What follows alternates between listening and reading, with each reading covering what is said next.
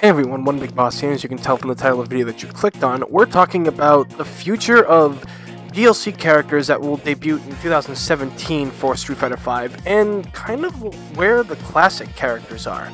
Now, pretty much, from what we've seen from Street Fighter V so far, we pretty much have the mainstay of characters for Street Fighter V that were from the original Street Fighters, like the classic characters, you know, with the last one being Dalsim and Zangief were added and everything. But a lot of people are like, well, you know, where's Sagat? Where's Honda? You know, there's a couple others missing and stuff like that. Why haven't they been added?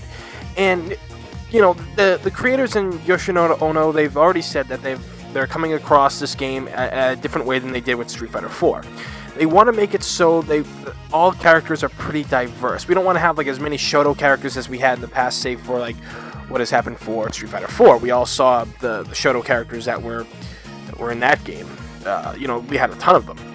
And I can understand that. And they're kind of also going the whole esports route this time. They really want to turn Street Fighter 5 into a game for esports and get people to become really good Street Fighter players and everything like that. Make it a better scene for competitive play, even more than past Street Fighter games have been and everything. So, and I kind of got to agree with a lot of people that I am kind of bummed out that some characters did not make it in. I'm really glad that Blanka has not made it in. But characters like Sagat, you know, I was kind of bummed out about that.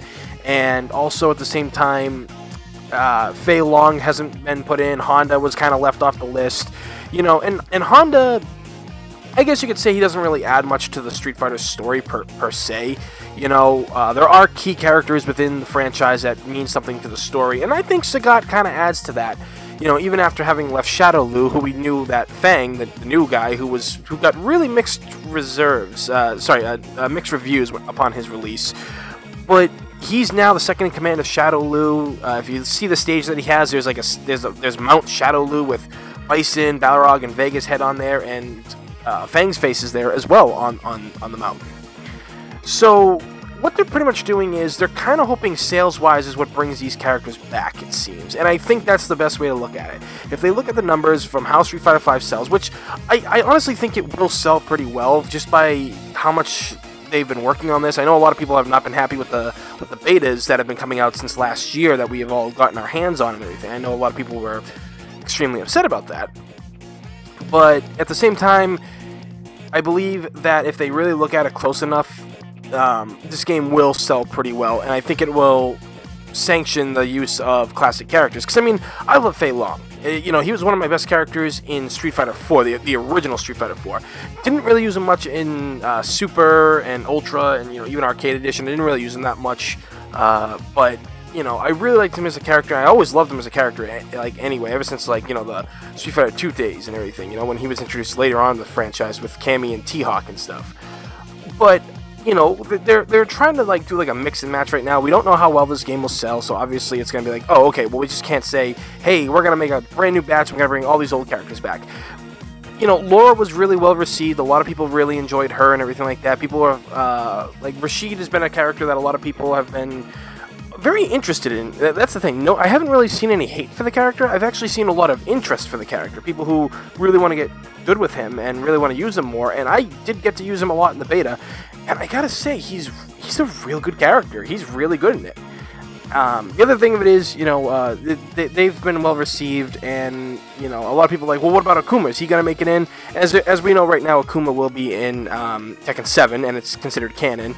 But I think down the road, if this game does sell well and the characters are, you know, the initial response to the first wave of characters is good, I think it would sanction putting like Sagat and Akuma, maybe even Honda, Blanka, a couple of those characters back into the game where they belong, because most of them have been there since the beginning or have played key roles within the Street Fighter lore.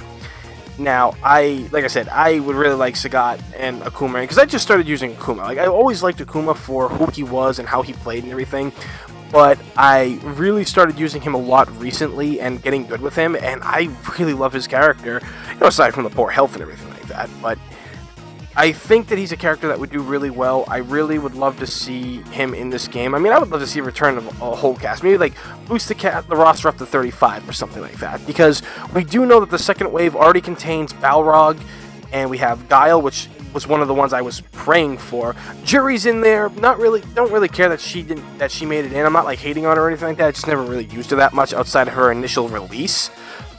But you know, she's in there too. We got Urian and Alex, which is two that people are really excited for. Ibuki is another one, which I was kind of surprised. Like, I was really surprised that Ibuki was chosen to be in the next wave of roster when we've got a lot of other characters out there. Like, you know, and it kind of makes me worry that we'll never see Q in another Street Fighter game. I mean, Q was like probably my favorite character from Third Strike. I love his design, his whole mystery and everything like that. So it pretty much just comes down to like how this is going to play out. Like, how is this game going to, is it going to sell well? Will we be able to sanction making more characters in the future? Because the 2016 roster is already set for DLC, and we're just going to have to wait till 2013. Anyway, that's my thoughts. What do you guys think down in the comments below? Please like and subscribe. Let me know all that stuff, because I really appreciate it. As always, everybody, thank you for watching. I'm One Big Boss, and I will see you all next time.